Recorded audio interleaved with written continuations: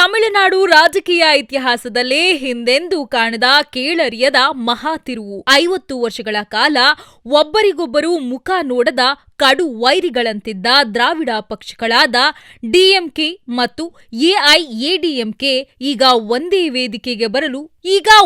ವೇದಿಕೆಗೆ ಬರುವ ಲಕ್ಷಣಗಳು ಗೋಚರಿಸುತ್ತಿವೆ. ಈ ಎಲ್ಲಾ ಬೆಳವಣಿಗೆಗಳಿಗೆ ಕೇಂದ್ರ ಬಿಂದು ದಳಪತಿ ವಿಜಯ್. ಇದಕ್ಕೆ ಸಂಬಂಧಿಸಿದ ವಿಶೇಷ ವರದಿ ಇಲ್ಲಿದೆ. ತಮಿಳುನಾಡು ರಾಜಕೀಯ ಮಹಾಸಂಗ್ರಾಮ. ವಿಜಯ್ ಪಟ್ಟಾಭಿಷೇಕ ತಡೆಯಲು ಒಂದಾದ ಕಡು ವೈರಿಗಳು. ಚೆನ್ನೈ ತಮಿಳುನಾಡಿನ ರಾಜಕೀಯ ಅಖಾಡದಲ್ಲಿ ಈಗ ಪವಾಡ ಸದೃಶ ಬೆಳವಣಿಗೆಗಳು ನಡೆಯುತ್ತಿವೆ.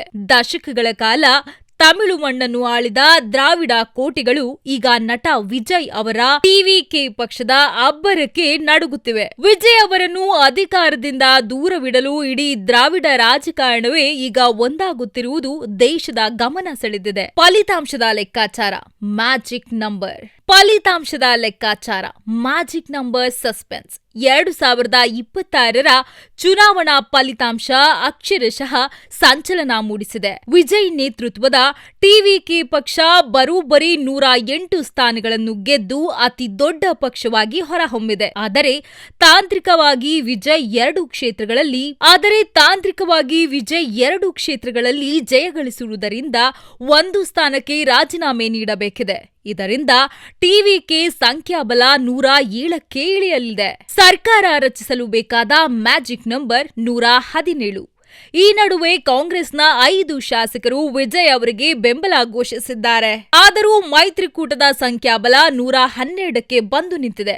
ಬಹುಮತಕ್ಕೆ ಇನ್ನೂ ಕೇವಲ 5 ಸ್ಥಾನಗಳ ಕೊರತೆ ವಿಜಯ್ ಪಾಲಿಗೆ ದೊಡ್ಡ ತಲೆನೋವಾಗಿ ಪರಿಣಮಿಸಿದೆ. ರಾಜ್ಯಪಾಲರ ಖಡಕ್ ಸೂಚನೆ, ವಿಜಯ್ಗೆ ಹಿನ್ನಡೆ. ರಾಜ್ಯಪಾಲ ರಾಜೇಂದ್ರ ಅರ್ಲೇಕರ್ ಅವರು ಈ ರಾಜಕೀಯ ಹಗ್ಗಜಿಗ್ಗಾಟಕ್ಕೆ ಹೊಸ ಟ್ವಿಸ್ಟ್ ನೀಡಿದ್ದಾರೆ. ಕೇವಲ ಬಾಯಿ ಮಾತಿನ ಬೆಂಬಲ ಸಾಲದು. ನಿಮ್ಮ ಬಳಿ 117 ಶಾಸಕರ ಸಹಿ ಇರುವ ಅಧಿಕೃತ ದಾಖಲೆಗಳಿದ್ದರೆ ಮಾತ್ರ ಸರ್ಕಾರ ರಚಿಸಲು ಅವಕಾಶ ನೀಡಲಾಗುವುದು ಎಂದು ರಾಜ್ಯಪಾಲರು ಖಡಕ್ ಆಗಿ ತಿಳಿಸಿದ್ದಾರೆ. ಇದು ವಿಜಯ್ ಅವರ ಪಟ್ಟಾಭಿಷೇಕಕ್ಕೆ ತಾತ್ಕಾಲಿಕ ಬ್ರೇಕ್ ಹಾಕಿದೆ. ದ್ರಾವಿಡ ಪಕ್ಷಗಳ ಮಾಸ್ಟರ್ ಪ್ಲಾನ್ ವೈರಿಗಳ ಮಿಲನ. ವಿಜಯ್ ಅಧಿಕಾರಕ್ಕೆ ಬಂದರೆ ಮುಂದಿನ 25 ವರ್ಷಗಳ ಕಾಲ ಡಿಎಂಕೆ ಮತ್ತು ಎಐಎಡಿಎಂಕೆ ಅಸ್ತಿತ್ವವೇ ಅಳಿಸಿ ಹೋಗಬಹುದು ಎಂಬ ಭೀತಿ ಉಭಯ ಪಕ್ಷಗಳನ್ನು ಕಾಡುತ್ತಿದೆ. ಇದಕ್ಕಾಗಿಯೇ ಶತ್ರುವಿನ ಶತ್ರು ಮಿತ್ರ ಎಂಬ ಸೂತ್ರದಡಿ ಡಿಎಂಕೆ ಮತ್ತು ಎಐಎಡಿಎಂಕೆ ಮೈತ್ರಿಗೆ ಮುಂದಾಗಿವೆ ಎನ್ನಲಾಗುತ್ತಿದೆ. ಎಡಪ್ಪಾಡಿ ಪಳನಿಸ್ವಾಮಿ ಅವರಿಗೆ ಡಿಎಂಕೆ ಹೊರಗಿನಿಂದ ಬೆಂಬಲ ನೀಡಿ ಸಮ್ಮಿಶ್ರ ಸರ್ಕಾರ ರಚಿಸುವುದು. Resort politics.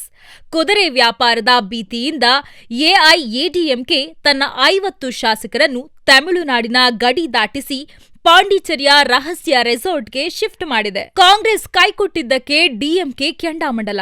ಇಷ್ಟು ದಿನ ಡಿಎಂಕೆ ಜೊತೆ ಮೈತ್ರಿಯಲ್ಲಿದ್ದ ಕಾಂಗ್ರೆಸ್ ಫಲಿತಾಂಶದ ಬೆನ್ನಲ್ಲೇ ದಿಢೀರನೆ ವಿಜಯ್ ಪರ ನಿಂತಿರುವುದು ತಮಿಳುನಾಡು ರಾಜಕಾರಣದಲ್ಲಿ ಕಿಚ್ಚು ಹಚ್ಚಿದೆ. ಕಾಂಗ್ರೆಸ್ನ ಈ ಕೈಕೊಟ್ಟ ನಡೆಯಿಂದ ಕೆಂಡಾಮಂಡಲವಾಗಿರುವ ಸ್ಟಾಲಿನ್ ಪಡೆ ಹೈಕಮಾಂಡ್ ವಿರುದ್ಧ ಆಕ್ರೋಶ ಹೊರಹಾಕಿದೆ.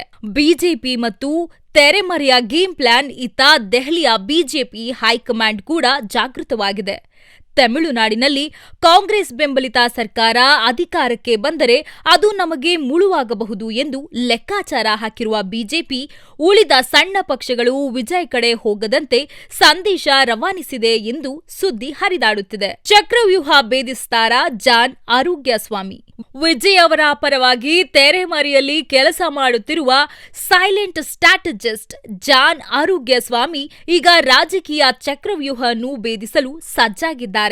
ಕೊರತೆ ಇರುವ ಆ 5 ಶಾಸಕರನ್ನು ಎಲ್ಲಿಂದ ತರಬೇಕು, ರಾಜ್ಯಪಾಲರ ಮುಂದೆ ಬಹುಮತ ಸಾಬೀತು ಮಾಡುವುದು ಹೇಗೆ ಎಂಬುದರ ಬಗ್ಗೆ ಅವರ ರಹಸ್ಯ ಕಾರ್ಯಾಚರಣೆ ನಡೆಸುತ್ತಿದ್ದಾರೆ. Leader TV Kannada Pradeepa Aras.